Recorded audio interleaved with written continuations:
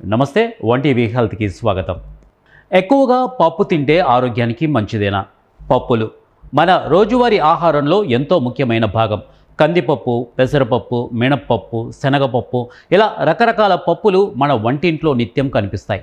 Protein, fibre, విటమిన్లు, minerals అందించే పప్పులను ఆరోగ్యకరమైన ఆహారంగా నిపుణులు చెబుతూ ఉంటారు. అయితే ఇక్కడ ఒక సందేహం ఉంది.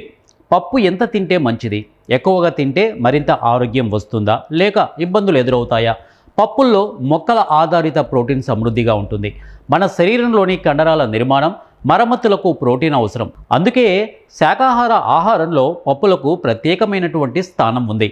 అంతేకాదు, పప్పులో ఉండే ఫైబర్ జీర్ణ వ్యవస్థకు ఉపయోగపడుతుంది.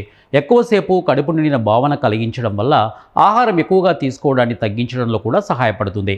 పప్పుల్లో ఫోలేట్, ఐరన్, పొటాషియం, మెగ్నీషియం వంటి పోషకాలు కూడా లభిస్తాయి.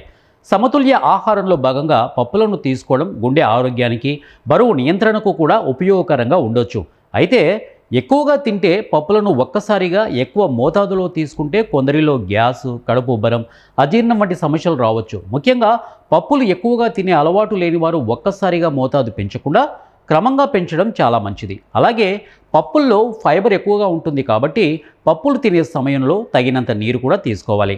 ఇక పప్పులు ఆరోగ్యకరమైనవే అయినా పప్పే మొత్తం ఆహారం కాదు. మన భోజనంలో కూరగాయలు, ఆకుకూరలు, పండ్లు, సంపూర్ణ ధాన్యాలు, ఆరోగ్యకరమైన కొవ్వుల వంటి ఇతర ఆహార పదార్థాలు కూడా ఉండాలి. ముఖ్యంగా ఎవరు జాగ్రత్తగా ఉండాలి?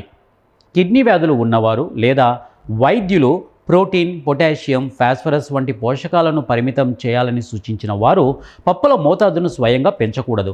వారి వ్యక్తిగత ఆరోగ్య పరిస్థితికి అనుగుణంగా డాక్టర్ లేదా డైటీషియన్ సలహా తీసుకోవడం చాలా మంచిది.